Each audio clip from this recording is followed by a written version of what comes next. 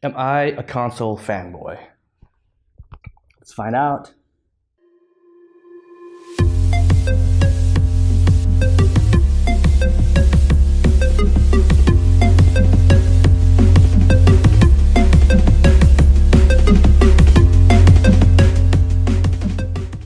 Much like in the political arena where politicians can't see the forest from the trees, if you go to any gaming forum and you decide to make a comment, you will surely encounter one-sided arguments with fanatical fanboys who will champion their brand loyalty to a console to the very end, no matter how ludicrous or delusional they tend to sound.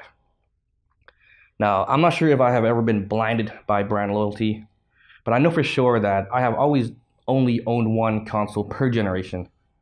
And I will ride a console to the very end of its life cycle. Now, I guess you could say that is a type of fanboyism because I'm sticking to one singular brand, But I don't go out of my way to hate on other competitive systems. I would rather just focus on the system I have and are enjoying, right? So this is going to be my brief history or my brief console history, and you tell me whether I fall into this absurd category we call fanboyism. So my gaming interest started around the early 80s, of course. And arcades were the definitive sources to escape a child's humdrum reality. Stepping into an arcade was like stepping into another dimension filled with pixelated dragons and aliens, soldiers, fast cars, gladiators. It was quite an intoxicating experience. And you didn't even need to take drugs to acquire these experiences. All you needed was a quarter. These were the days when quarters were king. But eventually, gaming would need to evolve, and the next evolution would be getting the arcade experiences in the family home. The only console gaming system that my parents ever bought for us was the Atari 2600, which I will be forever grateful. But let's be honest, people, it was a pretty uninspiring system. I mean, the gameplay and graphics was really underwhelming and lackluster. And even for that generation standard, the system was really mediocre. I'm only convinced now that we thought we were having fun because it was the closest thing to an arcade experience in the living room. But let's not beat around the bush, people. It was a pretty horrendous experience. Hey, great for nostalgia and the novelty factor, but really terrible. And it wasn't until the Nintendo Entertainment System came out that we truly finally achieved home console gaming that almost rivaled the arcade experience. I never really owned the system, but my friends would bring it over and we would play the shit out of Castlevania, Super Mario Brothers, Legend of Kage, TNC Surf, Ninja Gaiden. Man, it was such a blast. And the graphics wasn't pixel perfect, but it was pretty damn close. It wasn't until 1994 that I was finally able to purchase my very first gaming system. And obviously it was the Super Nintendo. The first game I ever bought for it was Return of the Jedi, and I played that for 12 hours straight. But I was becoming, for better or for worse, what you call a Nintendo fanboy. And I was so entrenched within the Nintendo culture that I just couldn't give a rat's ass about a blue hedgehog on a different system. I mean, I was Mario nut, and Mario introduced me to a whole new genre, and it was the Japanese RPG. And through Mario RPG, Legend of the Seven Stars, I was able to discover games like Final Fantasy and Breath of Fire, Chrono Trigger. When Donkey Kong Country and then eventually Donkey Kong Country 2 came out, in my mind, Nintendo was the console to get if you wanted the most cutting-edge tech in home console gaming. So of course, my next gaming console would naturally be the Nintendo 64. So here I was demoing Mario 64 at the local Toys R Us. And I remember playing that game for the very first time. I mean, I was so floored by how fluid Mario moved. Myself playing a 3D animation game, it was the first time that an analog stick was being used to control the characters. And I just remember how fluid Mario moved. I mean, the spins, the slides, the twists, the jumps, everything that he was doing felt so intuitive. Toys R Us back then, they released all their gaming stuff on a Sunday for some reason. And so it was Thursday, and it was spring break, so I didn't have class Thursday or Friday. Yeah, for some reason, these next 4 days was going to feel really monotonous and tiresome. And yes, I had to wait like 4 months previously, but for some reason, because the release date was so close, these next 4 particular days was going to feel really excruciating, right? And so I needed something to kill the time, and I was reading the current issue of GamePro back then, and they were all like going crazy about this new game on the Sony PlayStation called Resident Evil, right? And like some of them were even saying that the game was actually scary and terrifying, and I just called bullshit on that because I played games for a long time and I've never really been stirred like emotionally or psychologically. And so for them to make this like bold statement, I called bullshit. But I had 4 days to kill, so I was like, you know what? Let's go rent the system, try out this game, and see what's up. You got 4 days to kill. And back then, you could actually go to a gaming store and rent the system out. I'm not sure if you could do it nowadays, but back then you could. And so that's what I did. I picked up the system and a copy of Resident Evil, brought it home, and played it for 3 hours. And I remember I had to pause the game, turn the lights back on, turn the volume down, and man, yeah, that game scared the shit out of me. Once again, I was feeling these chills and goosebumps again because I was experiencing this new evolutionary and profound emotion playing a video game. I mean, I was so immersed in this raccoon city, the monsters. I mean, I was afraid to turn the corner in this game. Every bullet you found, every gun you upgraded, you just felt this much safer. And the game has never done that to me before. And so I was feeling this really just strange emotional high with this new system. And the 4 days just flew by like that. It was Sunday night. I had 2 hours before Toys R Us was going to close. And for some reason, I was surprised that I wasn't excited to pick up the Nintendo 64. So to my astonishment, I enjoyed Resident Evil so much that it just destroyed any level of anticipation or excitement I had for the Nintendo 64. And on that Sunday night, for me having to quit playing Resident Evil so I could pick up Nintendo's new system, I don't know, it became quite an annoying chore. Much like the Super Nintendo, the original PlayStation gave me so much memorable gaming experiences. My gaming habit was definitely changing, and I wanted something more mature, something more diversifying, and the PlayStation was giving me all these new profound gaming experiences.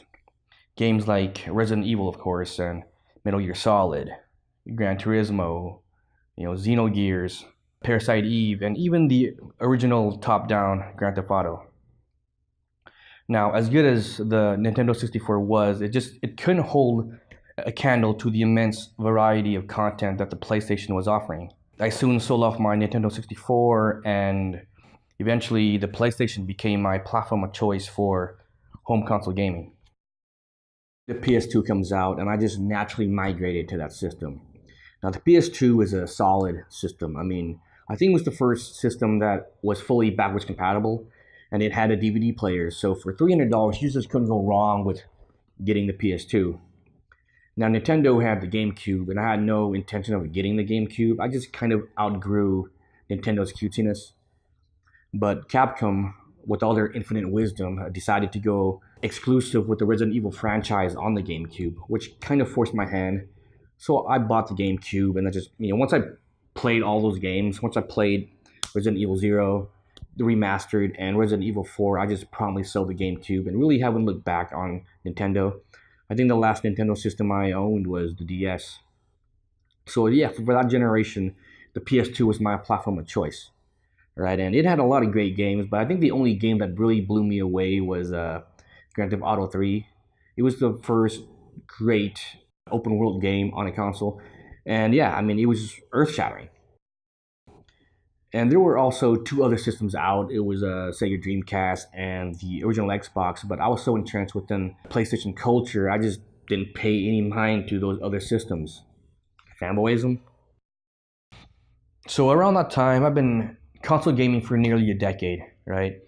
And I was getting a little bored and tired, so I wanted to spice things up and PC gaming was really blown up at that time. I mean, you couldn't walk into any computer store and not see a badass build, displaying games like Half-Life or Quake 2, Command and Conquer, StarCraft. And with the video card or the Voodoo card, I mean, these games just popped. They look so spectacular. And at the same time, I was also getting into digital editing, so it was like the perfect time for myself to just jump into this whole PC gaming experience.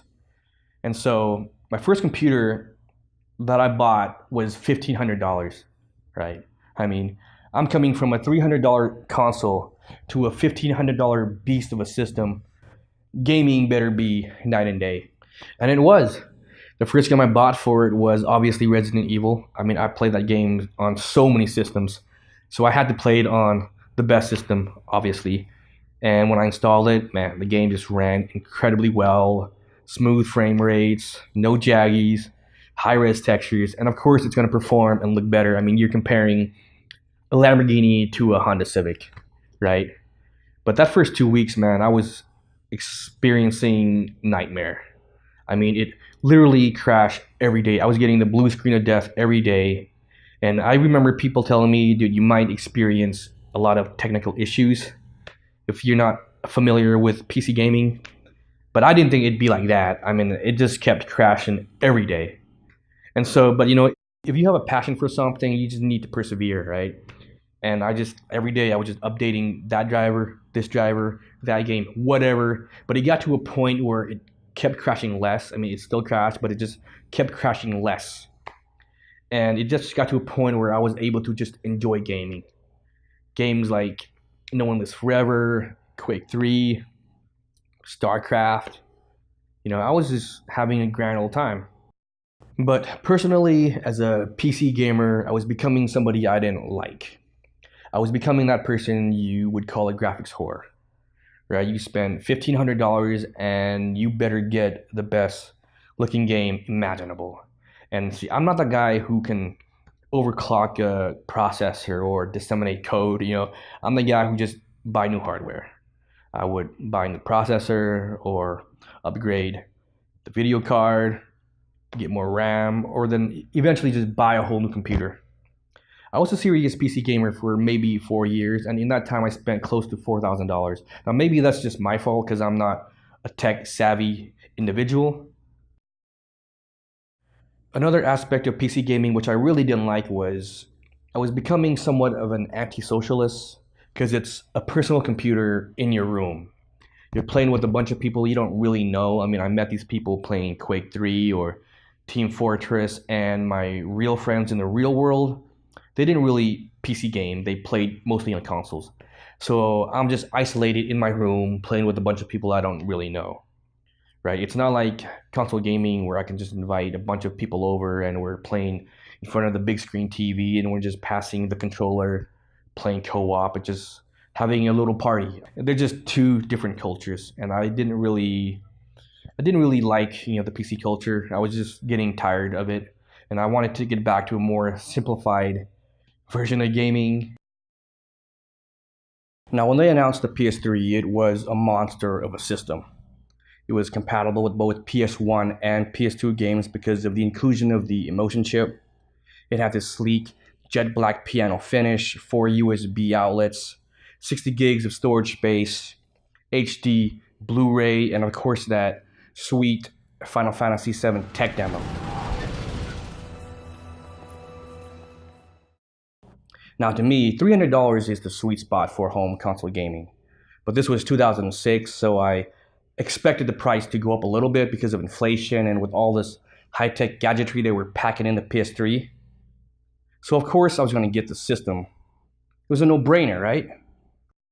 In North America, the PlayStation 3 will be available at retail on November 17th, 2006. The 20 gigabyte PlayStation 3 will retail for $499 US and 549 Canadian dollars. And the 60 gigabyte PlayStation 3 for $599 US, $659 Canadian. Now, Sony suggested that if you couldn't afford the PS3 for $600, that you should probably get a second job. a proposition that I wasn't about to take up. So, but sometimes, you just have to stick to your principles and vote with your wallet. And so I wasn't going to get a system on day one, maybe even year one. It was the perfect moment to scope out the competition. And the only competition that was relevant at that point was the Xbox 360. Now, another buddy of mine owned the 360, but he lived like 4 hours away. So I made the drive down to test the system out, and the first game we played was Halo 3, which was a fun game, but not my cup of tea. I'm not really into those type of games. We played Crackdown next. Now, Crackdown was a blast. That shit was fun. I mean, who knew a game with simple mechanics of just jumping around the city looking for orbs could be so much fun, right? But that game was solid. It was fun. And then he threw in Gears of War, and I was like getting goosebumps and chills again because that shit just blew my mind. That game looked so good. The mechanics was so tight. The multiplayer was just off the hook. I mean, I sucked at it, but I had such a blast playing that game. Gears of War was the game that really sold me on the Xbox 360.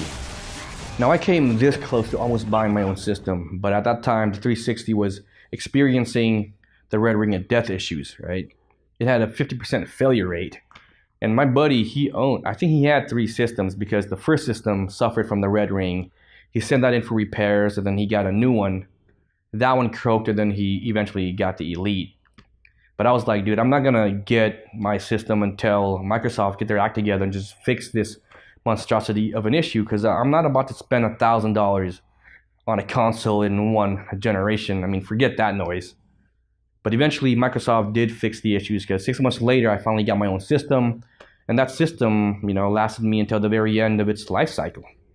I really cherish the Xbox 360. It's one of the greatest consoles of all time. I rank it up there with one of the best. The Xbox 360 controller, I think, is the best controller, or was the best controller ever made. Better than the DualShock. The asymmetrical positioning of the analog sticks and the layout of the buttons just felt really intuitive. Xbox Live, the premium place to get the best multiplayer action, achievements, just a really great way to incentivize replayability with all your games. And of course, multiplats. It was the central place to get the best third-party experience. This side of town, Red Dead Redemption, Mass Effect, Dead Space, Grand Theft Auto, Dragon Age, Skyrim. Yeah, all the best third-party games was on the Xbox 360. You couldn't get a better experience. Now, the only downside of the 360, I think, was the gold and silver membership. Because as good as Xbox Live was, I wasn't a really big multiplayer guy. Like, the only time I played multiplayer was co-op with my buddy. And so, when Gears of War or Resident Evil came out with the co-op, that was the time I would get my monthly membership to play, and we would milk the shit out of it. Then I'd be done. I'd go back to silver, and that would be that. But there would be time where I would, there would be a Netflix or a YouTube ad for a cool video. You click on it, and it's, you can't access this video unless you upgrade. And I'm like, man, every other hardware out there allows you to access these apps for free. And on the Xbox, there's a paywall for that shit. That was the most annoying shit of the Xbox, but everything else was just solid. So I became really entrenched within the Xbox gaming culture. And, that was my console of choice for that generation, and I rode that console to the very end of its life cycle. So naturally, I would migrate to the next iteration of the Xbox, right? TV and movies? TV. Xbox. Watch TV. TV. TV. TV. TV remote, TV experience, TV, TV, TV, TV, sports TV, TV, TV. Anybody? TV, TV, MTV, TV, TV, TV, TV. Xbox, go home. Now, why is it when a gaming company get to the top of the food chain, they think they're untouchable? Is it hubris? They start taking their loyal fan base for granted and think they can crap out any hardware and expect these loyal fan base to just take it with a lube and a smile. A $600 entertainment system. Did Microsoft not learn from Sony's colossal mistake? It is arrogance to its utmost extremity, and it's just baffling because they keep repeating history. Microsoft should have just tricked us into buying the Xbox One. They should have just implemented these shitty policies incrementally, and not release all these shitty policies on day one and not expect gamers to overreact, which blew up in their faces. And Sony, they just cleverly capitalized on all this bullshit. And yeah, of course, man, I went back to Sony. I bought the PS4. I'm loving the hell out of it. I'm glad they re-released Last of Us Remastered, because I never got to play that on the PS3 with that bullshit system and how much that shit costs, right? But yeah, no, man, The Last of Us, amazing game. Microsoft royally fucked up this generation. How quickly the tides turn. So that is my console gaming history. And at the beginning of the video, I asked you guys whether if I was a fanboy or not. Of course, that was just a rhetorical question because obviously I'm not. I'm just a simple gamer, like every other gamer out there with common sense. We just go where the great gaming experiences are, where the great consoles are for an affordable price. Now, attracting a gamer, it's not rocket science. If you build a great console, we will definitely come. So until the next video, people, it's time to bounce.